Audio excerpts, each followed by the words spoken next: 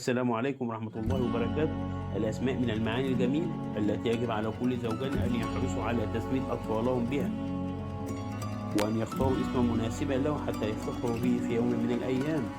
وحرصا منا على ذلك سوف نتناول في سلسلة معاني الأسماء كل يوم اسم ونحاول توضيحه وتفسيره. واليوم معنا بإذن الله اسم محمد، وهو من أعظم الأسماء التي خلقت على الأرض، فإنه اسم محمد رسول الله صلى الله عليه وسلم، وهو اسم علم مفرد مذكر، وهو مشتق من فعل حمد ويفيد المبالغة في الحمد، وهو أكثر اسم في العالم الإسلامي محبا وتعظيما لرسولنا الكريم، وما يقرب من حوالي 15 مليون اسم محمد في مصر، وذكر في القرآن 4 مرات: سورة الأحزاب وسورة الفتح وسورة آل عمران وسورة محمد.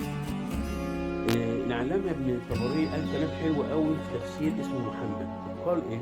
قال اسم محمد مفعول من حمد، فهو محمد إذا كان كثير الخصال التي يحمد عليها، ولذلك فهو أبلغ من محمود، فإن محمود من الثلاثي المجرد، ومحمد من المضاعف للمبالغة، يعني هو مضاعف فوق كل دول، فهو الذي يحمد أكثر مما يحمد غيره من البشر.